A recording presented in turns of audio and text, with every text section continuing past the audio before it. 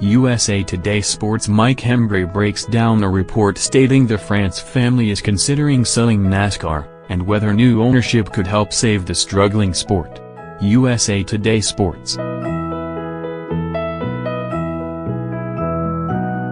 Concord, North Carolina, after an unusually entertaining Monster Energy NASCAR All-Star race Saturday night, many fans left Charlotte Motor Speedway bubbling with excitement. A new competition package produced tight racing and daring driving. Even though the usual suspect, Kevin Harvick, won the race, there was an interesting mix of competition throughout the evening and an air of uncertainty about what might happen from one lap to the next. It was one of those things that have been in short supply in much of modern NASCAR, a really good race. Now it's a new week, and at the end of it sits the next Cup race. It's also at Charlotte Motor Speedway, but it's vastly different, a grueling 600-mile race that often devolves into one of the most tedious events of the season. The knee-jerk reaction to Saturday's successful evening is this: why not put the All-Star package, which featured restrictor plates and huge rear spoilers among other innovations, in place for the Coca-Cola 600? Charlotte Motor Speedway president Marcus Smith could be convinced to take that route. He's the guy selling tickets to the 600.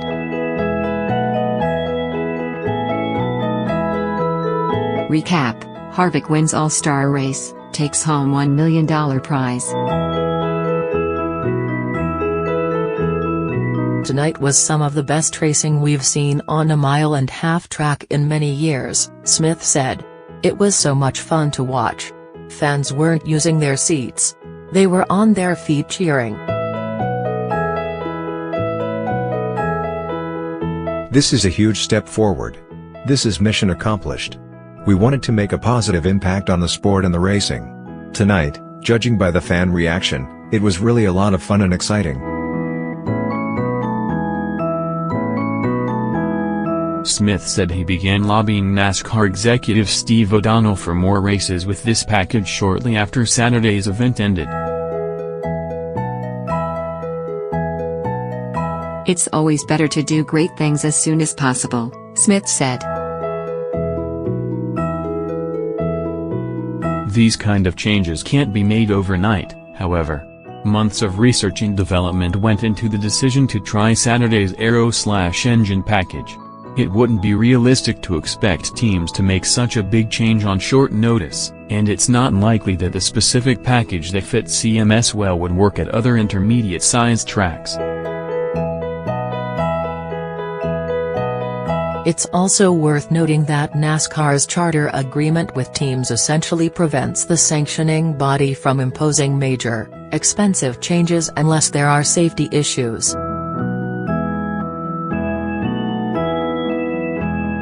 But Saturday's big experiment was certainly a step in the right direction.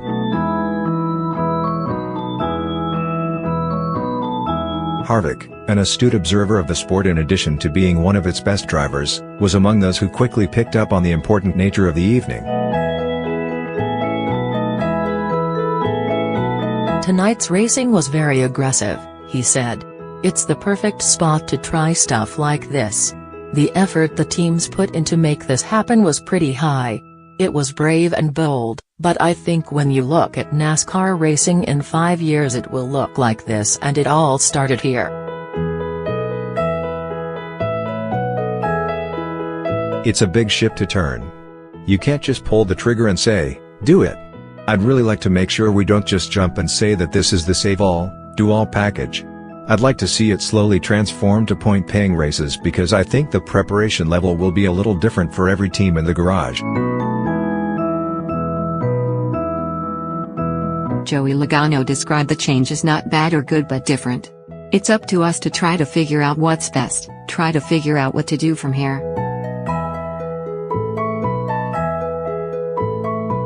There's a notable statistic from Saturday's race: 38 green flag passes for the lead, as measured by sensors around the track. In the same event last year, which Kyle Busch won. That number was 0.